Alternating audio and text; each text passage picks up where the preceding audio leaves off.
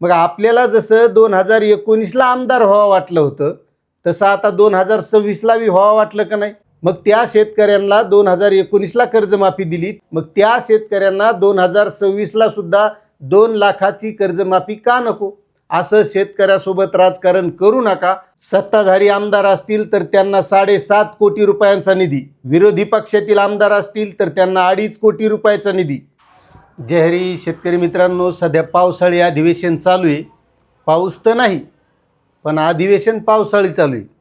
आणि या पावसाळी अधिवेशनामध्ये आजच्या दिवशी धाराशिवचे आमदार कैलास पाटील यांनी शेतकऱ्यांचे जे काही महत्त्वाचे प्रश्न आहेत, त्याच्यात पीक विमा असेल, कर्जमाफी असेल, महाडीबीटीचं अनुदान असेल, किंवा शेतकऱ्यांचा महत्त्वाचा असलेला शेतात जाण्यासाठी शेतपानंद रस्ते योजना असेल, यावर त्यांनी इतकं नंबर 1 भाषण केलं आहे. म्हणजे आपल्याला जशी अपेक्षा आहे की शेतकऱ्यांचे प्रश्न हे विधानसभेत गाजले पाहिजे आणि ते अशा आमदारांनी मांडलेसुद्धा पाहिजे, आणि त्यांनीच त्या पद्धतीनंच हे सगळे प्रश्न मांडलेले आहेत. हे आपल्याला सगळं या व्हिडिओच्या माध्यमातून बघायचं आहे. त्यामुळे व्हिडिओ शेवटपर्यंत बघा. चॅनलवर नवीन असाल तर सबस्क्राईब करा. आता एक लक्षात घ्या, सुरुवातच त्यानं अशी केली की सरकार हे सरकार असते, कारण सरकारचं काम हे जनतेचं भलं करायचं आहे, जनतेचे कामं करायचं आहे. मात्र सरकार जनतेचे कामं करण्याऐवजी फक्त पक्ष फोडायचं, इकडून आमदारान तिकडून खासदारान, हे तुमचंच काम आहे का? असा प्रश्न त्यांनी तिथं सरकारला केलेला आहे. एकतर शेतकऱ्यांना नमो शेतकरी योजना तुम्ही केंद्र सरकारच्या धर्तीवर चालू केली आहे. शेतकऱ्यांना पैशाची गरज कधी असते? पेरणी पाण्याच्या टायमाला किंवा अडीअडचणीच्या टायमाला. मग अशा पेरणीच्या वेळेसच जर नमो शेतकरी योजनेचा हप्ता मिळत नाही, PM किसान योजनेचा 20 तारखेला आला आहे आणि नमो शेतकरी योजनेचा आणखी हप्ता मिळालेला नाही, तो कधी मिळणार आहे? म्हणजे शेतकऱ्यांना तुम्ही कौरक मामा बनवणार आहेत असं ते कृषी मंत्र्याकडे पाहून म्हणले. कारण कृषी मंत्र्याला सध्या महाराष्ट्रात दत्तात्रेय मामा भरणे मानल्या जाते. त्यामुळं तुम्ही मामा आहेत, पण तुम्ही शेतकऱ्याला मामा बनू नका, असं सुद्धा त्यांनी उद्देशून त्यांना म्हणलं. आता तुम्ही ही PM किसान योजनेच्या धर्तीवर नमो शेतकरी योजना चालू केली, याच्यातून 6,000 रुपये वर्षाला देतात. ह्या 6,000मध्ये येत आहे काय? आज खतांचे भाव किती वाढलेले आहेत, शेतकऱ्यांच्या मालाचे भाव वाढत नाहीत, आणि त्या 6,000मध्ये खताच्या गोण्या येऊन येऊन किती येतात? आता खरंच आज काय खताचे भाव आहेत हे सगळ्या शेतकऱ्याला माहिती आहे. आणि जे काही नमो शेतकरी योजनेच्या माध्यमातून 6,000 दिले जातात तेही काही वेळेवर येत नाहीत, कधीही वेळ चुकूनच येतात. कृषी दिनाच्या दिवशी येते ना असं सांगण्यात येतं आहे, पण ते कसं आहे, शेतकऱ्याचा जोपर्यंत शासन निर्णय येत नाही का तोपर्यंत शेतकऱ्याचा या गोष्टीवर विश्वासच बसत नाही. कारण असे आश्वासनं हे सरकार कितीक वेळा देत असते, मात्र जोपर्यंत शासन निर्णय येत नाही तोपर्यंत नमो शेतकरीचा हप्ता कधी येणार आहे हे काही कळायला मार्ग नाही. कारण आता शेतकऱ्यांचे नमो शेतकरी योजनेचे 2 हप्ते थकलेले. जसा PM किसान योजनेचा हप्ता वेळेवर येतो तसा नमो शेतकरीचा कधीच येत नाही, असं सुद्धा त्यांनी सांगितलेलं आहे. त्यानंतर शेतकऱ्यांसाठी जी 1 रुपयात पीक विमा योजना चालू केलेली होती, ती 1 रुपयातली पीक विमा योजना बंद केली. त्यामध्ये जे काही महत्त्वाचे ट्रिगर होते ते ट्रिगरसुद्धा हटवण्यात आले. म्हणजे शेतकऱ्यांना जो पीक विमा खरा मिळायचा तो आपला जुन्या योजनेतून मिळायचा, मात्र या योजनेमध्ये पाहिजे तसा पीक विमा मिळत नाही. आणि महत्त्वाची गोष्ट, यावर्षी अल निनोचं सावट आहे, आणखी शेतकऱ्यांच्या पेरण्या झालेल्या नाहीत. आता आपण दरवर्षी 15 जूनपासून पीक विमा भरायला सुरुवात करतो आणि शासनाची प्रत्येक पेपरला TV वर जाहिरात असते. यावर्षी काहून नाही केली बरं जाहिरात त्यांनी? मग तशी यावर्षीसुद्धा जाहिरात करणं गरजेचं होतं, पीक विमा शेतकऱ्यांना भरा म्हणून. मात्र सरकारच्याही लक्षात आहे की आपल्या या पीक विमा योजनेच्या माध्यमातून आता शेतकऱ्यांनी जर पेरणी केली, पाऊस नाही पडला तर पीक विमा शेतकऱ्यांना मिळत नाही. त्यामुळे ते महत्त्वाचे ट्रिगर त्या योजनेमध्ये असणं गरजेचं होतं. हे सुद्धा धाराशिवचे आमदार कैलास पाटील यांनी तिथं तो मुद्दा मांडला. कारण या माध्यमातून फक्त उंबरठा उत्पादनावर आधारित पीक विमा मिळतोय. जर जुनी योजना असती, ते जुने ट्रिगर लागू असते, तर आज शेतकऱ्यांना पाऊस नाही पडला, 21 दिवसाचा खंड पडला, किंवा पेरणी झाल्याच्या नंतर पाऊस नाही पडला, उगवण नाही झाली, तर शेतकऱ्यांना 25% अग्रिम पीक विमा जुन्या पीक विमा योजनेच्या माध्यमातून मिळत होता, तो आज मिळणार नाही.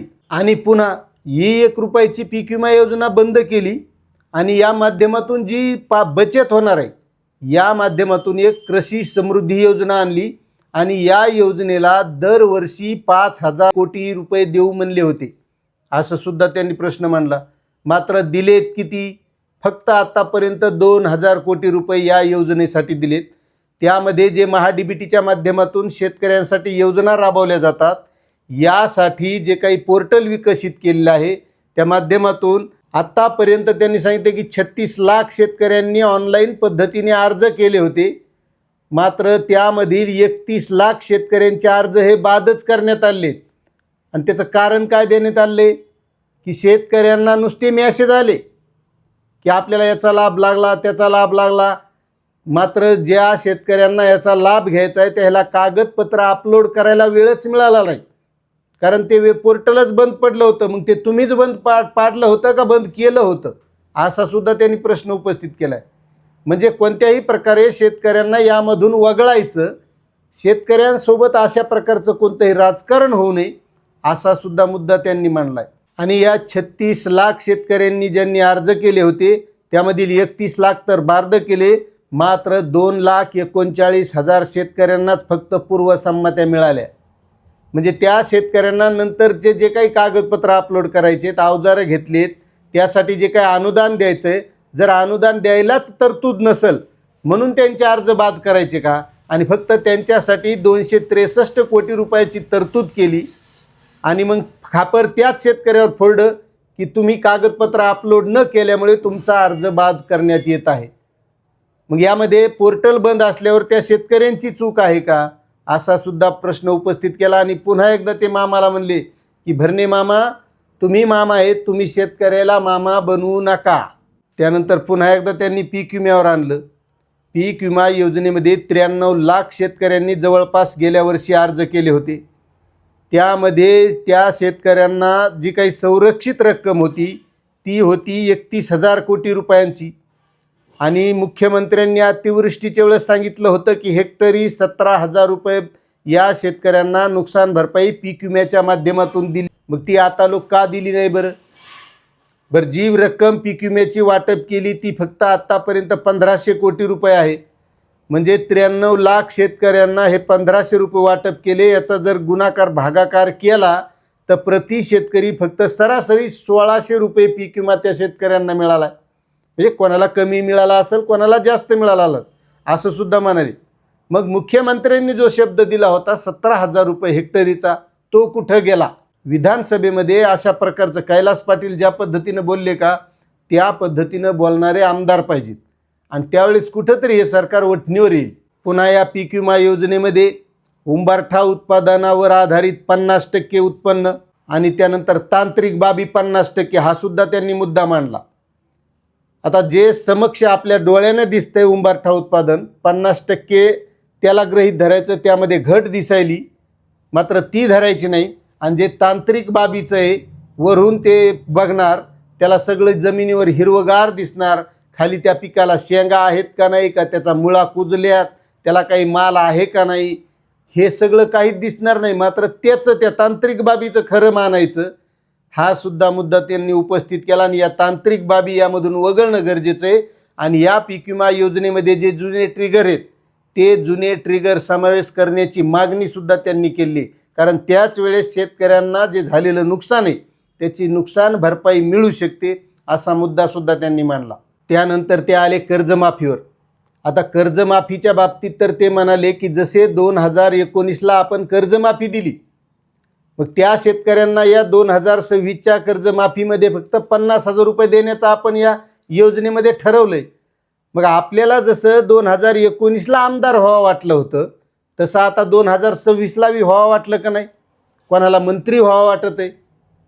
मग त्या शेतकऱ्यांना 2019ला कर्जमाफी दिली, त्यानंतर त्यांच्यावर अतिवृष्टीचे संकट, दुष्काळाचे संकट आले, शेतीमालाचे भाव खाली पडले, इतर खतं असतील, बी बियाणं असतील, या गोष्टीचे भाव वाढले. मग त्या शेतकऱ्यांना 2026ला सुद्धा 2 लाखाची कर्जमाफी का नको?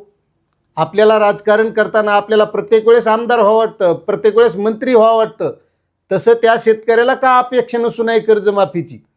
म्हणजे त्याच्यासोबतही राजकारण की 2019ला त्याला दिली म्हणून त्याला 2026ला नको. असं शेतकऱ्यासोबत राजकारण करू नका, असं सुद्धा त्यांनी विधानसभेत आज चांगलंच गाजवलं. शेतकरी काही कोण्या पक्षाचा नसतो, कारण तो शेतकरी आणि त्याच्या ज्या काही गरजा आहेत, त्याच्या ज्या काही अडीअडचणी आहेत, त्यासाठी सरकार असतंय. सरकार एकदा स्थापन झाल्याच्या नंतर सरकारनं या बाबतीत राजकारण करायला नाही पाहिजे. त्यानंतर त्यांनी सांगितलं की शेत रस्ते योजनेच्या बाबतीत सत्ताधारी आमदार असतील तर त्यांना 7.5 कोटी रुपयांचा निधी, विरोधी पक्षातील आमदार असतील तर त्यांना 2.5 कोटी रुपयाचा निधी. म्हणजे सत्ताधारी पक्षाच्या आमदाराच्या मतदारसंघातच शेतकरी आहेत का?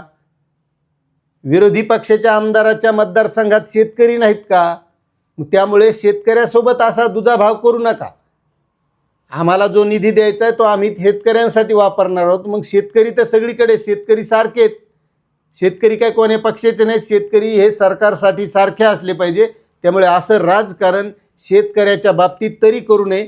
त्यामुळे असा महत्त्वाचे मुद्दे त्यांनी पीक विमा असेल, कर्जमाफी असेल, महाडीबीटीच्या योजनांचं अनुदान असेल, पूर्वसंमती असेल आणि कर्जमाफी असेल, शेतरस्ते असतील, या सर्व मुद्द्यावर आज नंबर 1 भाषण केलं. आणि मला वाटतंय की असं सगळ्या आमदारांनी शेतकऱ्याच्या बाबतीत हे सगळे प्रश्न तिथं मांडणं गरजेचं आहे आणि सरकारला धारेवर धरणं गरजेचं आहे. आता यावर तुमचं काय मत आहे नक्कीच कमेंट करा आणि जास्तीत जास्त शेतकऱ्यांना ही माहिती शेअर करा. धन्यवाद.